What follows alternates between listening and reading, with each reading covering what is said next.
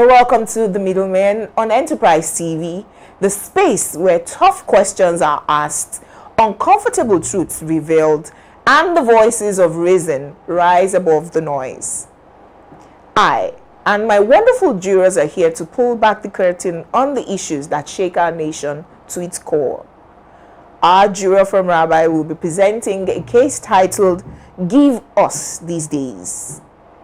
Juror Emeka Madunagu would be raising a toast to workers all over the country in his case titled, Salute to the Worker. Juror Henry Igwebike would be asking a question that begs for an answer immediately in his case titled, Who is Demarketing Nigeria? And I, Juror Olajumoke Alawode James, will be comparing the last 2 years in the administration of Nigeria and Burkina Faso in a case titled Nigeria or Burkina Faso. Get ready for bold conversations, sharp perspectives, and verdicts that matter. We will get right into all of these cases after this very short break. Do not go anywhere. We'll be right back. Thanks for staying tuned. My case, Nigeria or Burkina Faso. This month, May 2025, we will examine President Tinubu's 2 years in office.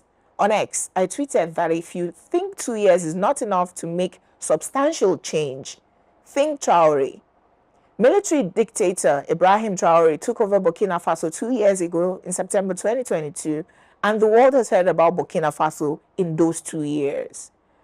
News asked me to move to Burkina Faso.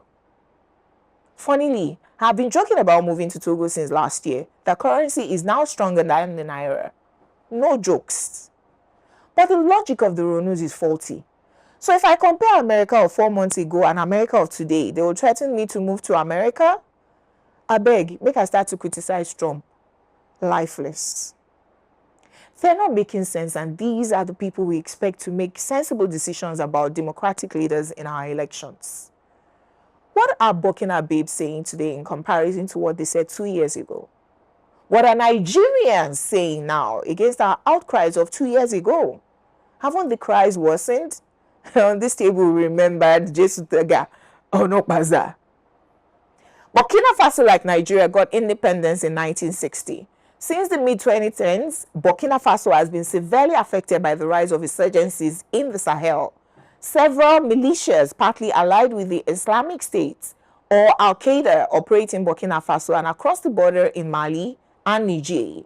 More than 1 million of the country's 23 million inhabitants are internally displaced persons. Since it gained independence, the country has been subject to instability, droughts, famines, and corruption. Under Ibrahim Traore, on January 18, 2024, Burkina Faso announced its exit from ECOWAS and the African Union after it helped form the Alliance of Sahel States, AES. I'm not one for military dictators, but Africa has had more democratic dictatorships than any other continent. I mean, compare Thomas Sankara of Burkina Faso to Buhari of Nigeria. They both took over power in 1983. Yet, today, 38 years after Thomas Sankara was ousted and killed, is still spoken of in great light. Nigeria's Buhari became democratic president for 8 years from 2015 to 2023 and took Nigeria back to 1983 in terms of development, with most citizens questioning out. The critics of Ibrahim Traore say a lot of dictators start like him while consolidating power, that what he's doing is not providing good governance but denigrating democracy. I ask, which African country democracy help? Till Traore goes rogue, we can't help but commend how he's educating his people, taking control of their natural resources, unlike when France kept their gold, even after independence. These critics say, tell us one good thing Traore has done, Jumoke. Accusing him of propaganda, governing online while Burkina Faso is the second of the least developed countries of the world. I ask, why are his people happy with him though? In 2 years of President Ibrahim Traore, Burkina Faso's GDP grew from approximately $18.8 billion to $22.1 billion. He has rejected loans from the International Monetary Fund, IMF, and the World Bank. He said, Africa doesn't need the World Bank, IMF, Europe, or America. He reduced the salaries of ministers and parliamentarians by 30% and increased the salaries of civil servants by 50%. He paid off Burkina Faso's local debts. He established 2 tomato processing plants, the first ever in Burkina Faso. In 2023, he inaugurated a state-of-the-art gold mine to enhance local processing capabilities. He stopped the export of unrefined Burkina Faso gold to Europe. He built Burkina Faso's second cotton processing plant. Previously, the country only had one.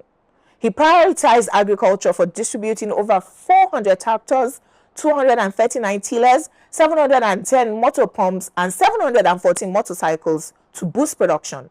He banned French military operations in Burkina Faso and expelled French troops. His government is constructing new roads, widening existing ones, and upgrading gravel roads to paved surfaces. He's building a new airport, the Ouagadougou-Donsin Airport, which is expected to be completed in 2025 with a capacity to handle 1 million passengers annually. What has President Tinubu done in 2 years? My verdict: dictatorship or demonstration of craze.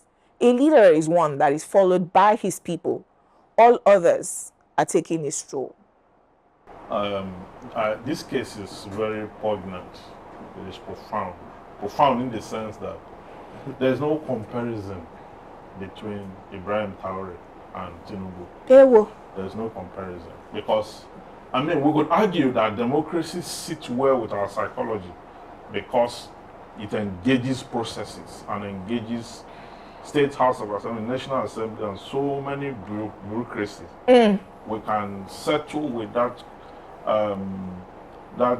statement to say that, okay, it's only when things are done that way that things are done right. That they can be seen as things being done right. But I disagree. I disagree. Though Ibrahim Traore may have emerged through a military intervention. Yes, he did. How be it so? The fruits of his labor. I mean, why I do not approve of military intervention and takeovers and all that. But I want to prioritize the citizen in my intervention. Yeah, that if that military takeover is delivering more to the people than civilian presidents. Yeah, compared to democracy or civilian president. Yes. What are we talking about? Government is supposed to be for the people. You know, through which government derive our legitimacy. So, the deliverables within 2 years. It's difficult for you to find any democratically elected president in Africa. Not even in South Africa. In Africa. Not even in Egypt. Egypt and Tanzania, where we have very good leadership. Would you have this kind of delivery in less than 2 years or within 2 years? Okay? So, I mean, the critics of this say that it will soon, that is how they start. Yes. Very soon, but see, excuse me. That absolute power corrupts absolutely. For now, what we have seen, we must commend it. Is you see, those who are very intellectual will say that my position is weak, or that my position is condoning the illegality of military takeover. But who made it illegal, self? That's not what I'm saying. Because, I mean, why did they have to take over government forcefully? Why? If things were being done right, would they have taken, or would they have been inspired to take over government by force and make things different? And for the people, are they happier with him than they have been in their 65 years of democracy? They couldn't have been any other thing. Look at their GDP from 18 to 22. So, in 2 years. Yes, in 2 years. That is, for me, that is like, I mean, even I'm sure IMF will be confused. That's not 2 years. Yes, now. So that is governance. Yes. So why we condemn military intervention? Yes. Let us also remember that if they have done one, even in Nigeria, during the military era in Nigeria, it was in the military era that they delivered the 10 mainland bridge. Okay, started from civilian, delivered by Shagari started it and Bangida finished it, and it finished it swiftly. Okay, how many universities did we that emerged under the military regime? And very true. You understand? So I know that democracy is what we need. That's what we're supposed to be. Oh, they have sold it to us. Democracy have a way of slowing down development. Very true. It's not a good system of government because you don't need military is fiat. Go and do this. By decrees. So it's fast, it's quick. I know it's prone to abuse. The same way democracy is prone to abuse. Haven't they been abusing democracy in Nigeria? I mean, it's neither here nor there. Who would democracy help? Yeah, very true. Lucidly put. The practitioners, because in Nigeria, nobody, I mean, the National Assembly is a rubber stamp to the president. The State House of Assembly members are just errand boys to the governors. So nobody has stopped them from doing things by fiat. But the fact of the matter is that the governors today have lost focus. All of them are just looking up to Tinubu. None of them wants to, hardly any one of them wants to take any revolutionary action so that they don't offend Aso Rock. I've never seen a set of very deluded and backward governors like this current set. Wow. The worst set of governors. Because if you look at from 1999 down, you had governors who were more focused, governors who could deliver more vibrant, a better dividend. You can't compare Fashola with this fellow called Soludo over there. Or you can't. Duke and these people I'm seeing. Very true. You can't compare Donald Duke and Otu. You can't compare I mean, or is it even Soludo who every time he's worried about P2B? You can't compare him because he may be telling you he's building roads and all of that. But the point is that what else was it? Did he expect P2B to have built all the roads? Then why did he now run for office? Is it Imo State? Go to any state, you'll find out that this set of governors are the worst. This is the worst set. So for Burkina Faso, they're fortunate to have a leader who has some common sense up his sleeves. In the case of Nigeria, we have someone with a questionable past. Even his academic records are questionable. So how do you expect such a person to inspire confidence? And knowing that, look at what France said the other day, that you can't leave Africa. That Africa is the most backward continent in the world. That you can't leave Africa on its own. That Africa needs some guidance. So that confirms the insinuations that the West dictates the leaders, of Africa. They impose leaders for Africa. And so that's why you see the people of Burkina Faso have been sleeping on the streets, sleeping in front of the presidential palace, protecting the President Traore, protecting him. So that tells you that the West, for Africa to get liberated, I'm telling you, the West must actually, Africa must get ready to get his hands dirty, dealing with the West, and removing all the stooges of the West from every position of power around Africa. And I hope that we will have a very strong voice, someone as strong as Muammar Gaddafi, because that's why they killed Gaddafi. Obama killed Gaddafi, so that they will not allow any move for Pan-Africanism. And that was something that happened to Abacha, because at a point Abacha was singing Pan-Africanism.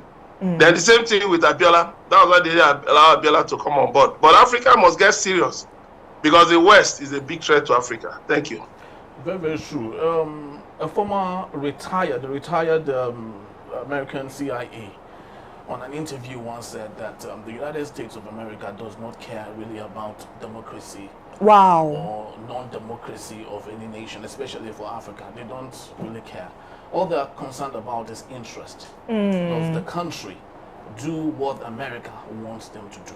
Then everybody will be okay. And that's just it. So they don't care whether the president, siphons all the loot, does whatever it is he wants to do. He can do as much as he can. The most important thing for the United States is, are they working in tandem with what we desire them to work for?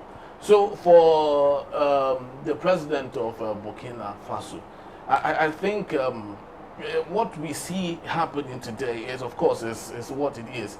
With military leadership, which of course we've labeled as dictatorship every time we call military, we label dictatorship to it. It goes with ensuring that things are done when they need it to be done, and it's really not peculiar with Burkina Faso. DRC, when they had Mobutu Sese Seko, He turned around DRC. He built so many things in the Democratic Republic of the Congo. So much that there was so much money, he hosted the Rumble in the jungle. You understand? You know what it means to bring in Muhammad Ali and what's the other man's name? George Foreman, the royal of the jungle. So there was so much money, and he turned around DRC so much. But of course, look at Congo today. Look at thank you. So, but the question I love to ask is, it is more like they take off very smoothly, just like this man is doing now. But the question is, do they land smoothly? That's often the question. Yeah, most times they don't land smoothly also because they are also taken down with one of their kinds. Okay, because the way it's going now, you will find out that with 23 assassination attempts on him alone in 2 years, you know, to eliminate him not too long ago. Okay, yes, those ones came and submitted their allegiance to him and said, "See, we were paid money to people, we won't do it." Okay, and there were other ones who were paid money who attempted to unequip them. Yes, okay, and all that. So for me, he's the only one doing close to what Muammar Gaddafi did, like America said, because Gaddafi had built houses for unborn children in their numbers, okay, when the Americans used NATO and all that to start to preach to them that democracy is better, democracy is this and that and that. And they were listening to NATO, they were listening to the West. Today, Libya is neither a democracy nor a military. They are crying now, crying bitterly. In fact, unfortunately, they are living on the remnant of what Gaddafi gave to them. They have no government as we speak, resources, nothing to write home about. Okay, everything is, and he told them at that time. Yeah, so for me, I think Africa should advance with a system of government that suits our purpose. That is if America allows it. Yeah, well, Trump is pulling back. Trump is pulling back. Africa can decide that they want to do that without listening to the West, and they can put it together. Traoré shut down all French media, all.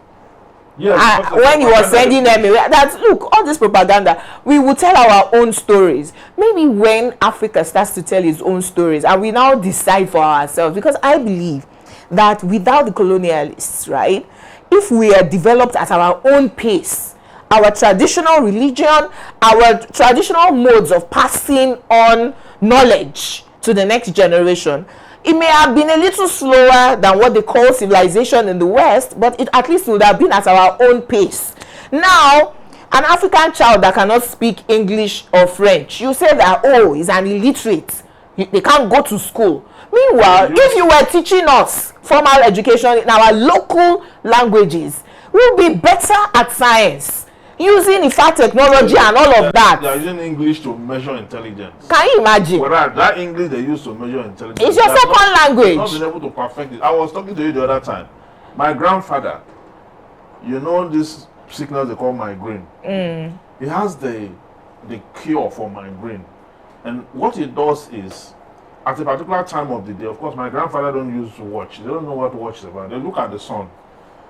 He will get the patient to that spot in the compound, get the calabash, get the house and everything, wash the head of the person, turn the calabash over, ask the patient to use his leg to break it, and run out of the sun at a particular time. So he picks the ailment and wash it into the cosmos. Wow. Into the cosmic forces. And that is the cure for life. None of us, no matter how I shout now till the next day, I don't get migraine, I don't get headache, because that is the they've bred you in it. Yes, unfortunately, we didn't document that. We don't know the source. We don't know how it works. Wow. Okay? And the man is gone. So all that knowledge has gone with him. Yes, some of those cosmic science, because that's pure cosmic science. Okay, which the white man came and repackaged. I mean, Pythagoras studied mathematics in Egypt, where these binaries figures were developed from Egypt. You understand? In Africa and Nigeria, we had our own. My grandfather, when he's planting yams, they have their own arithmetic, okay, with which they count the number of stake.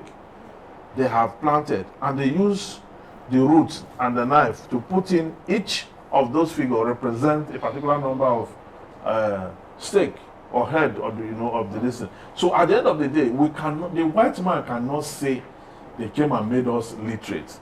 We were literate in our own ways before they brought something strange and forced us to very true, imbibe it. So African governments must be determined by Africans, and unless and until we embrace what is original to us, we will continue to compare ourselves to the West, and we're very different people. We will go on a very short break now, and when we return, Juror Emeka Madnagu will present his case titled Salute to the Worker. Please stay with us. We'll be right back.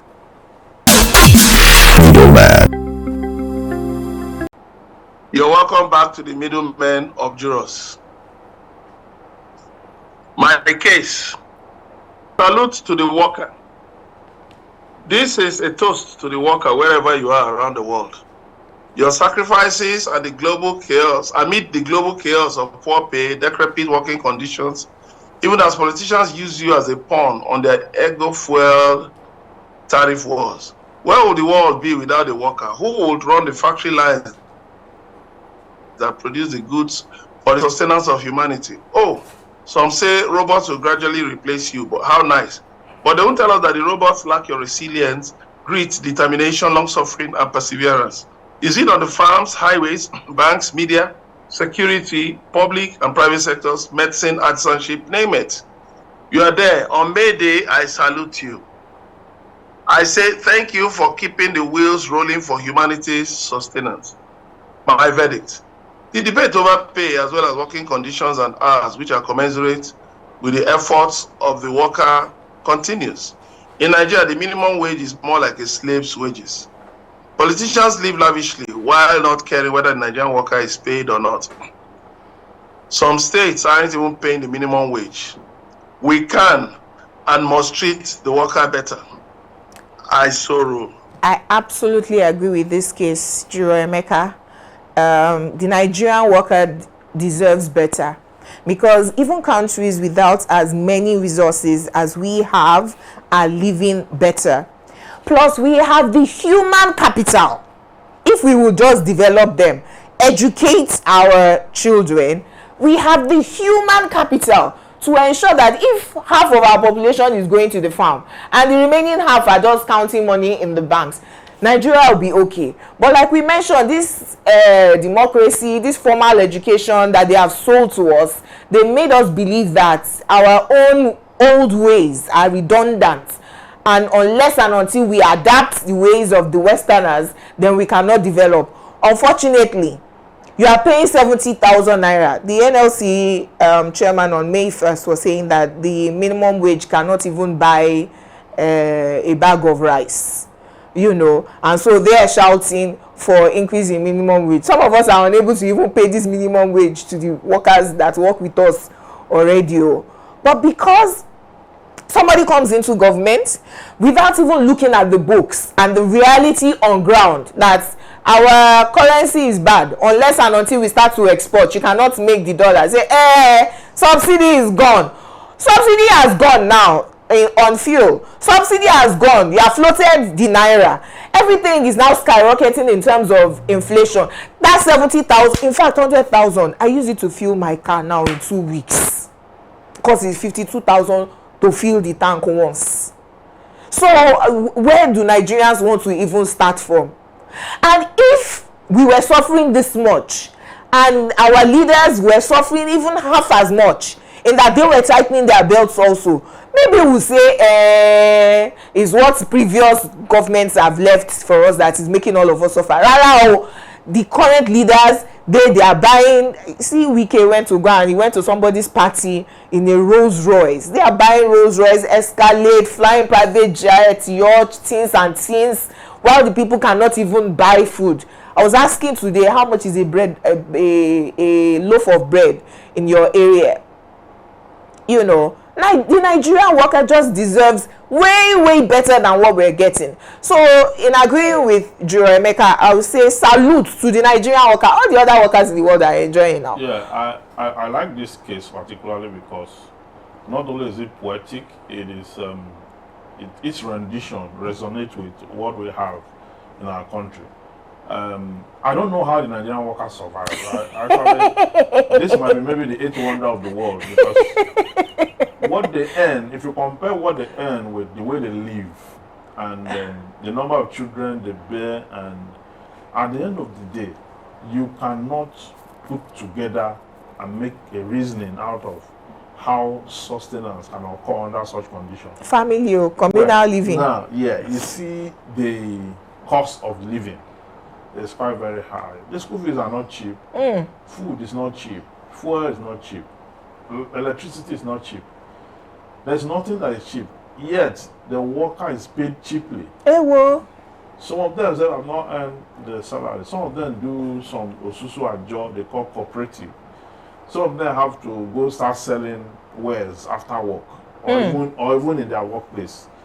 Take things to go. They must have a second job or a business. Yeah, or some of them now will have one online transaction or the other they are into, and all that.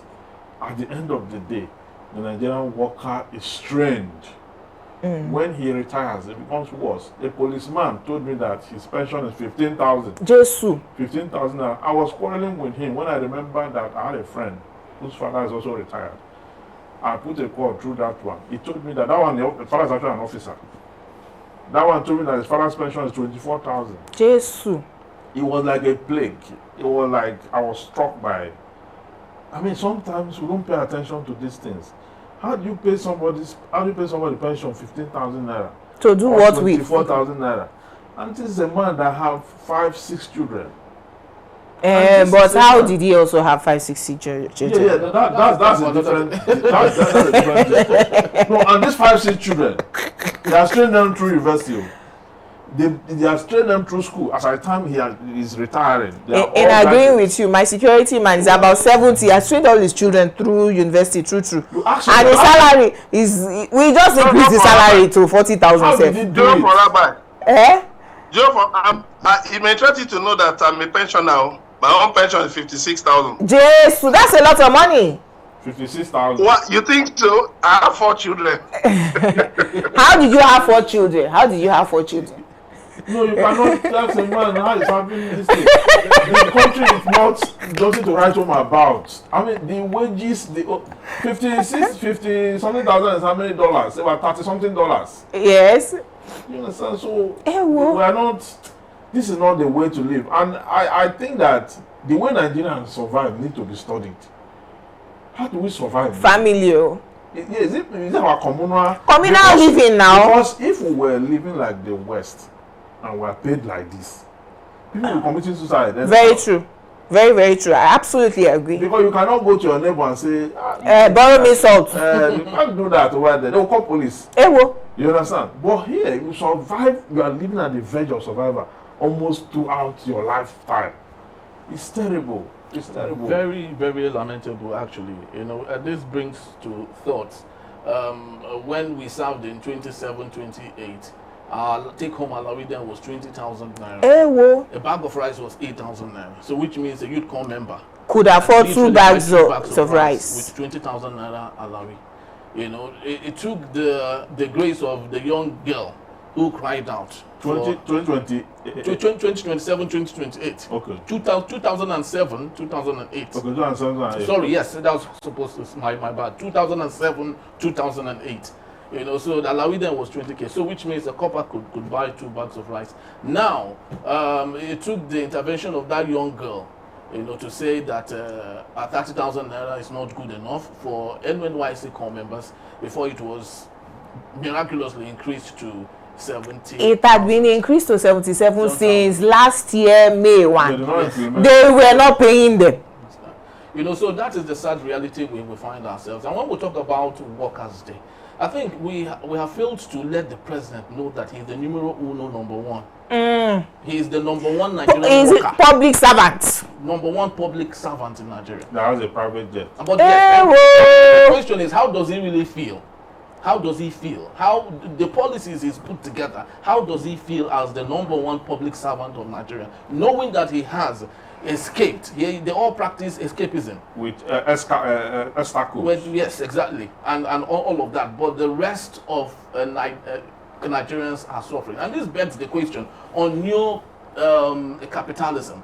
You know, where our leaders prefer Bola Ahmed Tinubu. I do not know where he's getting his own economic ideas from. How can the president come in and desire that he grows the economy from the bottom down? To slow it down. From the top to the bottom, from the top to the bottom, rather than from the bottom to the top. And one would ask, and of course, when we cry, they say we are wailers. The Nigerian society have two labor laws. One is the Labor Act 2014, regulates every other person, fixes minimum wage ridiculously. They now have the Revenue Mobilization and Fiscal Commission that fixes salary for the same civil servants, public servants, but because they are now elected political ministers and all that, they now have their own. Yes. That's economic injustice. Collecting allowances. You have two separate law on wages. Exactly. On the same people that go to the same market, that live in the same country, that have the same economic condition. That is injustice. How can we change that? Our government should not be talking about, our leaders should not be talking about injustice, because they are sitting on injustice. They are the ones that, in fact, they promulgated law to entrench injustice. Because we're supposed to have one labor law for wages across board. True. That was supposed to have. But here, you have a teacher that is earning less than 100,000. I thought a professor in the university. 400,000, and that's what the professor in the university. That's what after studying that. That's what the people that wanted to lecture in one school say I should come and join them. I told the man that I'm very, very sorry. I have looked at the way some professors are living. They are living. I can't do it. It doesn't make any sense to go and do that. Even though they say those who have read to that point, those who are gifted in teaching, should lay down that for the coming generation. But it should come with a cost. But the professors who are teaching you how to develop your country, because our universities are supposed to be, mini manufacturing centers where everything that the economy needs to thrive, is created therein. The professors are supposed to be teaching you prosperity. They are living in poverty. You now expect the student that is watching, mentee, to say, I want to be like him. How do they even do it when they can't pay many of us survive. They are going solar. Many of us survive by a certain kind of intervention. Because if you look at it from cradle, from your nursery school, you are taught by a poor woman or a poor man. You leave secondary, you enter primary school, a poor man is the one that is teaching you. So they teach us poverty. So when you get to secondary school, your economics teacher or your mathematics teacher is a poor man. A very wretched man. And he is the one teaching you. You get to university, the person that is a poor professor. So how we break away from poverty is a science that must be studied. Because all through your life, you have been raised by people who are living at the verge of survival. So what makes you feel you should not be inculcated into that? They say association is what defines your life. Yes, so you cannot be better an than environment that you grew up in. You cannot be better than what you know. You cannot succeed beyond what you know. So at the end of the day, so for the few people who are broken free, those who do not steal, who are broken free from poverty, they need to come and teach us. Yeah, they need to teach us how they did it, because all through our lives we are not taught by rich people. So kudos to the Nigerian worker who has broken free from poverty. But like me, of course, I'm also a farmer. So my 6,000, I also do a number of things here and there, so that you know, to keep the family going. Like I said, I have 4 children, 2 in the university. So, Lady Juicy was asking me how I came to have 4. Sorry? I said that's serious work. Serious work. So juggling here and there, you know. I'm also a farmer. So I think also that the Nigerian worker should, you know, realize at this time that government is not there for you. So the Nigerian worker should find extra things to do. You know, maybe if weekends, if the Nigerian worker can engage in farming or gardening, one way or the other, one thing or the other, in your extra time, in your spare time. I think because it's difficult these days. Those days they told us you should sleep for 9 hours, but when you think of the bills you have to pay, even sleeping for 4 hours, 5 hours. Another type of farming. That said he cultivated. No. You could cultivate the sweet potatoes he could eat for the rest of the year in his backyard. Our first lady's kind of farming that in 1 month, They said the former chief of air staff.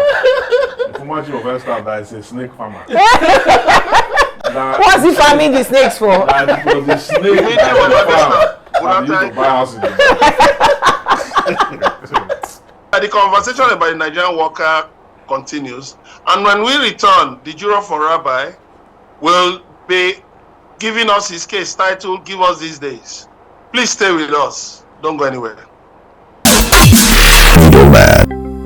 Thanks for staying with us, ladies and gentlemen. My case. Give us these days.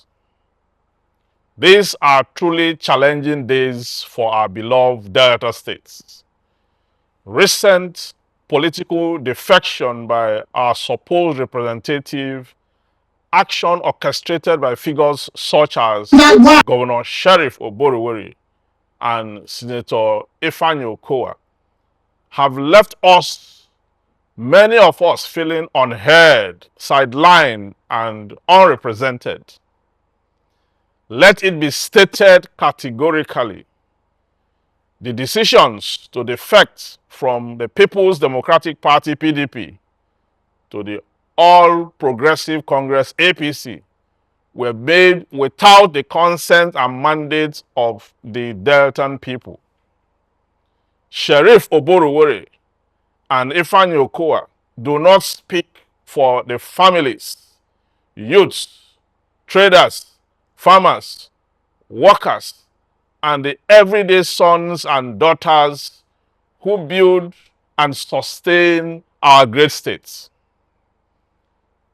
Delta States resources and commonwealth belong to all of us, not just a privileged few with ambitions set on personal gain. While some of our leaders continually move from party to party, making empty promises of development, we, the people, have seen only rhetorics without results. We have witnessed enough leaders self-enriching at the expense of our collective future. Let it be very clear for the records, Deltans did not send Governor Sheriff and Senator Okowa to this journey of political convenience. They should not drag the rest of us who still strive and hope for our state into this decision made in secrecy. The average citizen of Delta State remains in shock and confusion, wondering how we all got here and what happens next. But let us remember, Delta State is a land of promise, resilience, and dignity. Our hope does not rest with politicians who change alliances without principles or vision. Our hope rests with the people, in our unity, in our enterprise, And in our steadfast refusal to be deceived or used as pawn in self-serving games, Okowa's case with the EFCC influenced this decision, and we know that. He must leave Deltans out of this and go face the EFCC. The current governor, Sheriff Oborowore, who was the Speaker of the House of Assembly, who approved all the loans Okowa took to pursue a now regrettable White Elephant project in 2023 to become the Vice President of Nigeria with Atiku, who have no political capital, is, to say the least, most unfortunate. It is this prodigality and profligacy of the dough that almost crippled Delta State in 2023. Sheriff and Okowa do not represent us. They are rather the black sheep of the land of Delta. We cannot stand their betrayal anymore, and someone has to say the truth. We will not allow thieves to bring us down anymore. No, we will not allow that. My verdict: today, we are calling for true accountability for leaders who understand that their power and privileges is not a personal inheritance, but a sacred trust from the people. We are demanding a Delta State where our voices matter and where redevelopment moves from empty slogan to tangible reality for every single Delta. We are Deltans. We choose integrity. We choose progress. We will not be silenced or sidelined at any time. United, we can and will secure our future. God bless Delta State. God bless its people. I shall go to Rabbi again. The juror from Rabbi, you vex for this one. Very well. Yes. But again, that a few individuals decide that they are jumping ship from one political platform to the other, how does that affect the people?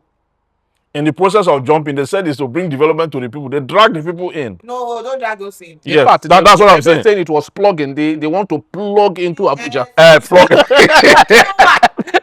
That's not for vice president. 3 years ago, since he wants to plug. No, plug into Abuja. Why? Because he has a case with EFCC. I remember former governor. He said he regretted it. Senator Oshomole.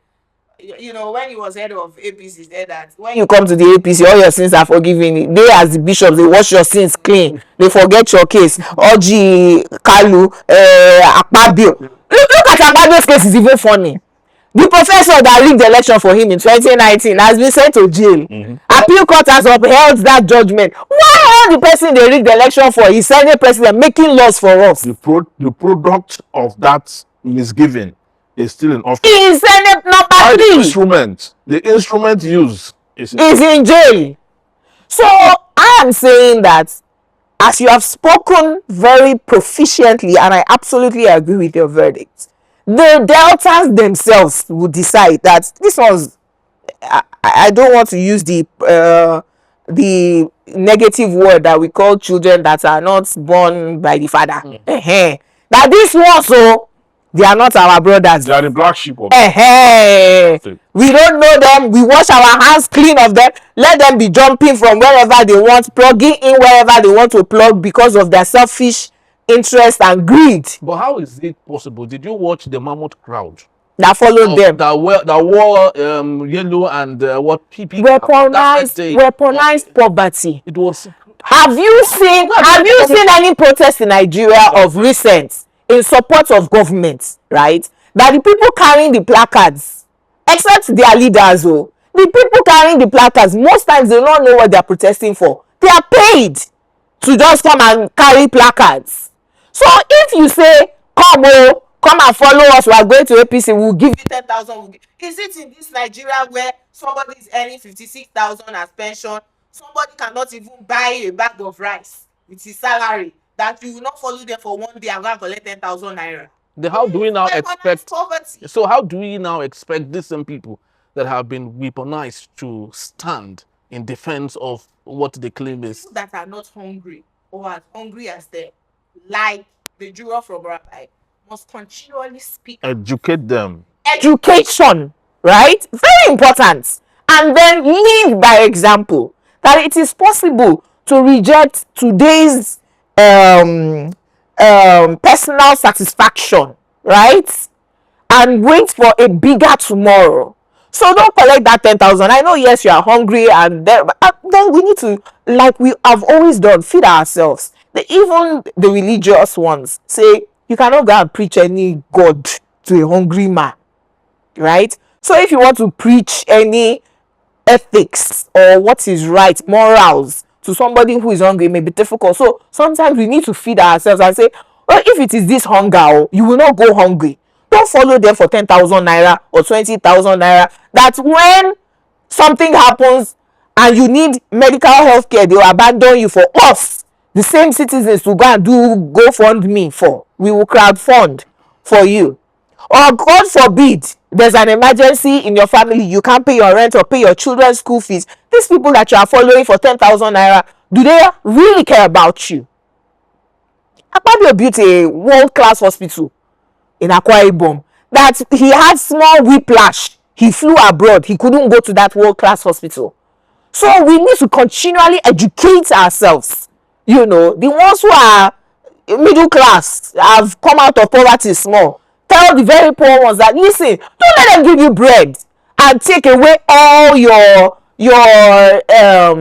what's the patrimony is the word I'm looking for. Yeah. Don't let them give you bread today and take away your patrimony. Don't let them give you porridge, a pot of porridge, and take away your birthright. We must continue to educate ourselves. Very, very true. Okowa, graced a legacy TV station, and he was asked why he allowed the party in Delta State to move from the PDP to the APC. He stated that if Obi was moved from ABGA to PDP and now to Labour Party, no one should ask him question on morality. You don't be drag other people. They don't be happy your system matter. Nobody should ask him question on morality. And he cited an example that if a car is moving and the car had issues, that would he want to stay with the car until it's maintained? What brought Peter Obi into the conversation? It's always but you know the interesting thing is that these people are ignorant of history. In 2011, PDP had 28 governors. By 2015, everything disintegrated. So one thing they don't realize is this.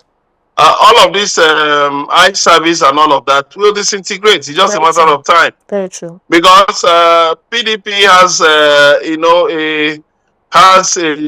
dysfunctional interim national chairman, Damagun, who is damaging PDP. APC has an interim national chairman, Ganduje. So at the end of the day, by the time these parties do their convention, by the time Labour Party comes out of its crisis, of course, you see that a lot of these things will not start. Right now, the EFCC chairman is under fire. He's under serious pressure that, you have to prosecute Okowa. This cannot be allowed to stand. Yeah. James Ibori went to prison for stealing Delta State money from the same Delta State. So, the people of Delta State should not allow this. Okowa must go to jail. There should be a hashtag. There should be a hashtag. Okowa must go to jail. The people of Delta State should not hashtag. The governors that went to jail, did Buhari not pardon them? After 14 years, it is on record. No, it is on record. No, any president can pardon any governor that is sent to jail. Well, at least they were convicted for some time. They remind them. So Okowa must go to jail. There is no escaping it. And it's too bad that Oborewori had to drag Ibori into it. That is challenging Ibori to come to the APC. You see, the problem with some of these people is that They don't understand that, you know, politics, you know, is a game of quicksand. It's a dangerous game. And I believe Ibori is going to drag Oborewori down. It's just a matter of time. Because what is all this? You have moved to APC, and they are saying, "No, you are the leader of the party." Leader of what? All the chairmen, all the board members, all the chairmen, all of them. These people are going to have to shift. They are going to have to drop some of them to accommodate APC people. Even within APC, there is no clear leadership within APC. The same thing in Akwa Ibom State. There's no clear leadership in APC in Akwa Ibom State. So that's why Umoino thinks he can dive in. What you see, he's diving into a sea of sharks where he's going to be consumed. Because in Akwa Ibom, the PDP remains solid. They will not follow him. They are not going to follow him. And his opponents, you know, like Senator Albert Akpan, who went to YPP and was jailed briefly, they are going to sink him. You know, so it's a matter of time. Sir, sorry? Akpan no, Akpan is there. Albert Akpan, Senator Albert Akpan is there. All those are powerful politicians who will sink Umoeno. Even Udom Emmanuel, I learned he met with Akpabio recently at the villa at a meeting called by Tinubu. But all of these things are going to disintegrate. Because first of all, Tinubu, of course, very likely is going to drop Sheriff. And there's going to be a lot of changes. So I do know that this defection will not stand. So we'll continue to follow this case as it unfolds in the next few weeks. Up next is Herin Igwebike, who will be asking the very poignant question: who is demarketing Nigeria? Stay tuned after this short break. Thanks for staying tuned. My case, the question of who is demarketing Nigeria, President Bola Ahmed Tinubu or Peter Gregory Obi.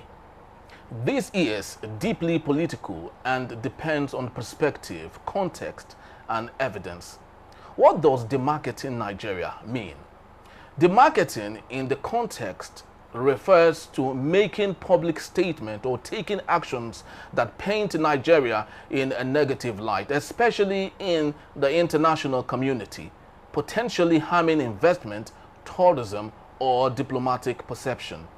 Critics of Peter Obi, especially from the ruling APC, argue that he demarkets Nigeria by allegedly questioning the credibility of the 2023 elections internationally.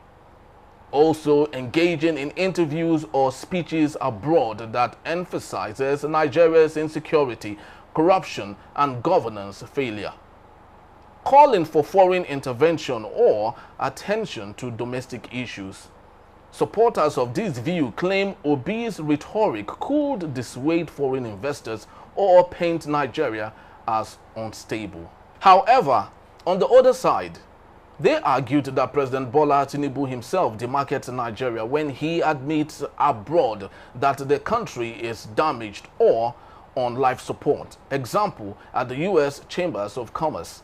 His frequent foreign trips without evident returns for the economy raises concerns about his priorities. There's growing internal hardship and external media pick up on worsening poverty, inflation, and unrest under his administration. Apart from the fact that many poor domestic policies and weak communication from Tinubu's administration damage Nigeria's global image more than any opposition figures comment. Most recently, FBI promises to release facts about his drug involvement deals in the United States of America, which is more than enough demarketing of Nigeria by any president living or dead. My verdict: demarketing Nigeria is a matter of context. Both figures have made statements or taken action that their opponents interpret as demarketing, whilst Obi frames his criticism as calls for reform and accountability. Tinubu's critics argue that the reality of governance failure under his watch does more harm than words. The question yet again is, Peter Obi or Bola Tinubu, who is demarketing Nigeria? Oh, God bless you, Henry.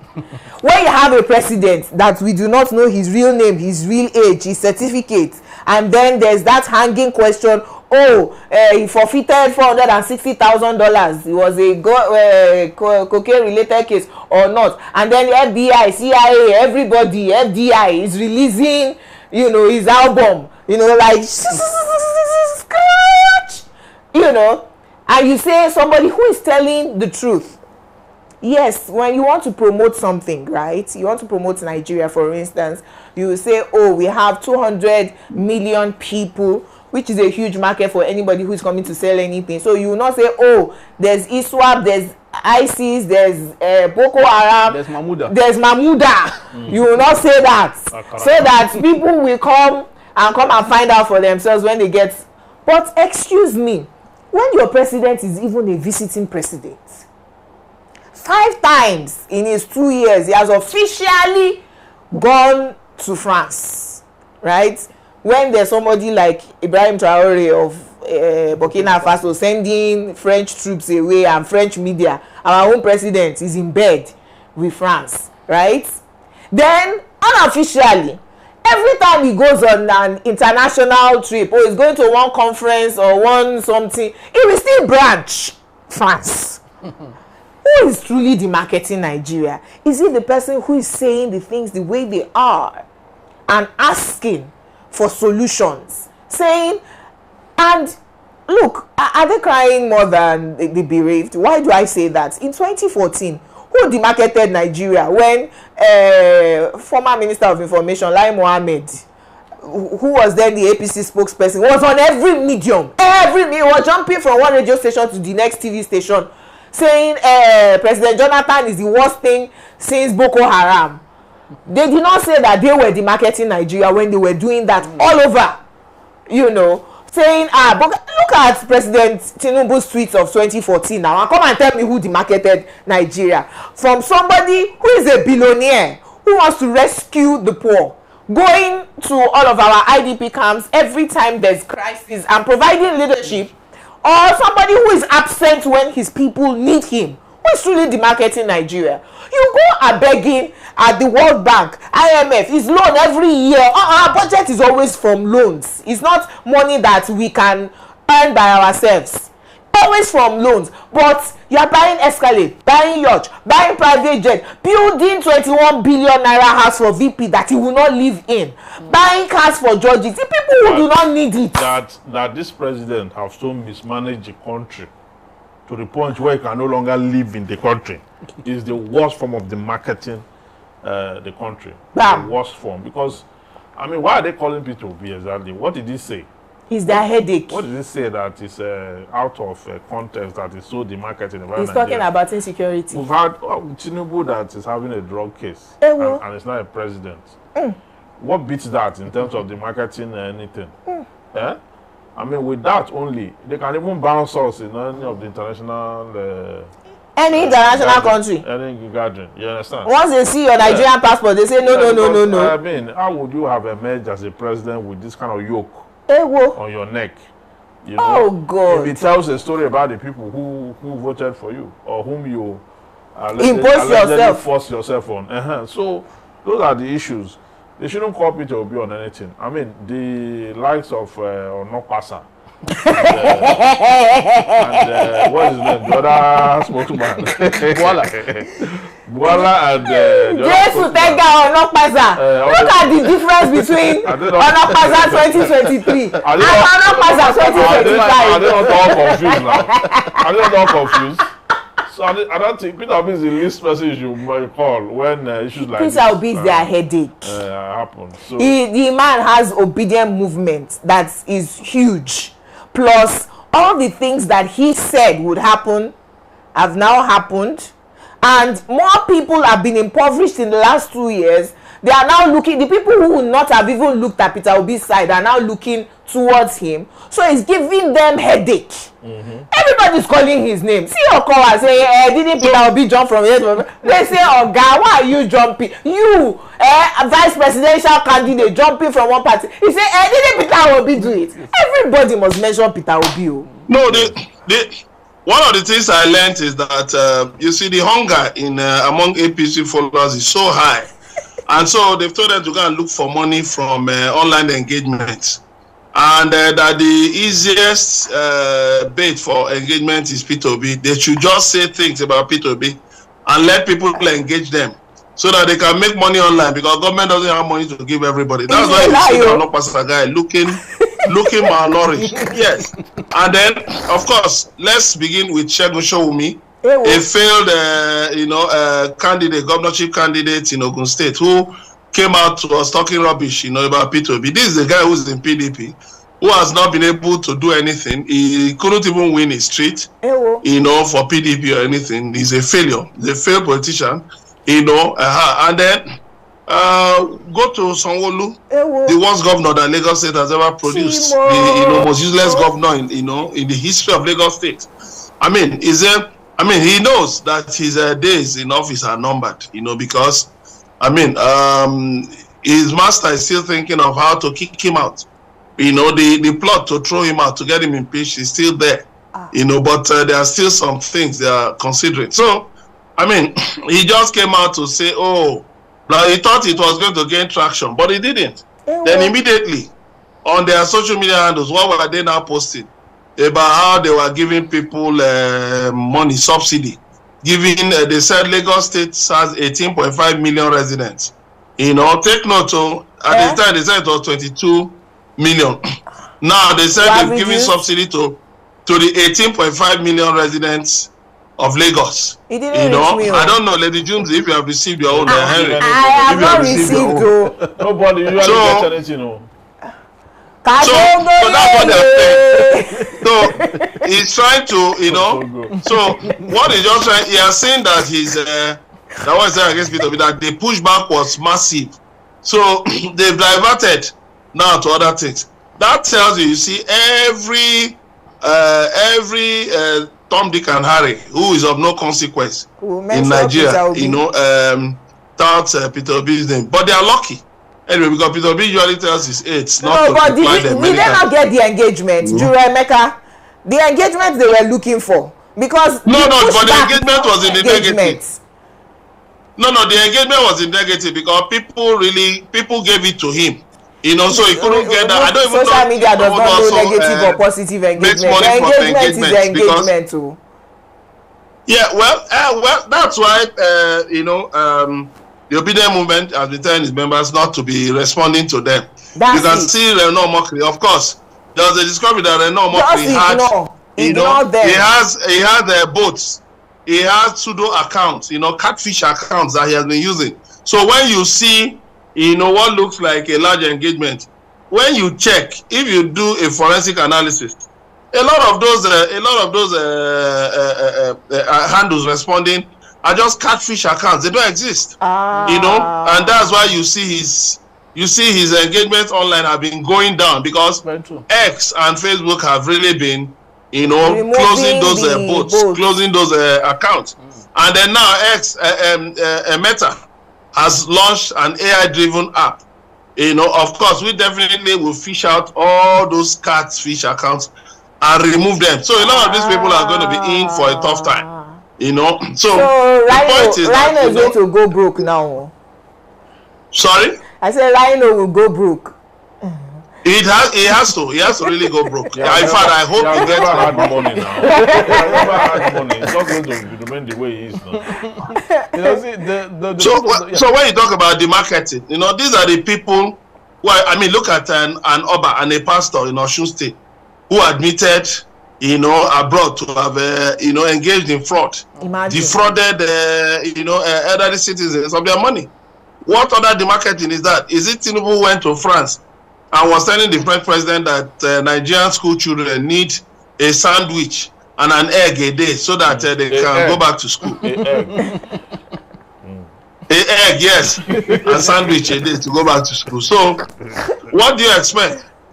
we can keep talking or about is it our chief of staff, Gbajabiamila, and his case abroad? Or, you know, how many of those APC stalwarts have cases abroad? Oh, you were a lawyer, you stole somebody's money, you ran away from there. How many of them? You remember how was this one? Kashamu. What about Dakwa? Dakwa also. Kashamu till he's dead. Refused to go back to America. For COVID fraud. And they say is the point is that they are the ones.